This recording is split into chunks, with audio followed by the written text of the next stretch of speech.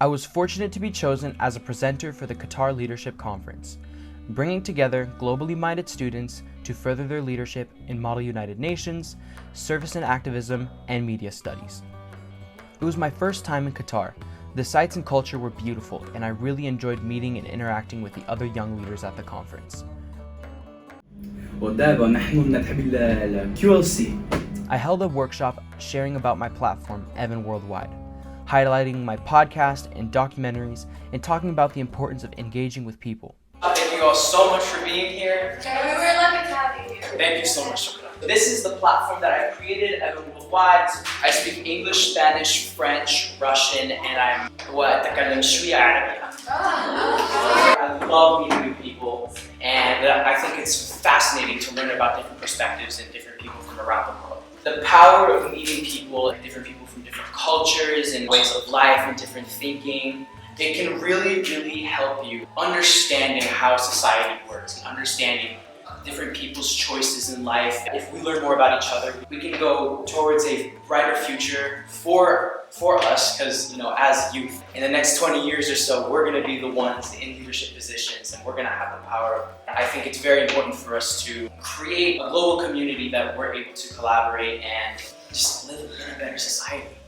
When you learn about other groups, you as an individual feel more informed. And I've created this little acronym that's very easy for us to remember.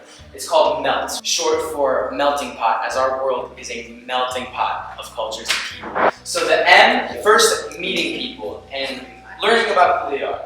And then E stands for engage, engaging in conversation, engaging in different situations. And then the L stands for learning and /learning languages. When you learn someone else's language, it's very eye-opening. And then finally the T, which stands for travel. Overall, the meaning behind traveling, it's going into a real-life situation and applying culture. Not all of us think the same, and not all of us have the same privileges, which is very important to acknowledge, especially when interacting with people from other countries. What topics connect people? Food, definitely. Politics might be a little controversial. In a way, you can ask that question, but what's important is the way you word it. Movies, music, yes. Stereotypes is very big. Obviously, not one person or two people of the country is the overall consensus of the nation's population. There's youth all over the world that are very welcoming and very kind. I would love for you to visit their country. Someone asking a question, and then it's the person answering the question. The goal is if you two are able to have a conversation, then it's success. And the biggest piece of advice that I can give you, listen. I want you to let them finish their thoughts, let them finish what they want to say.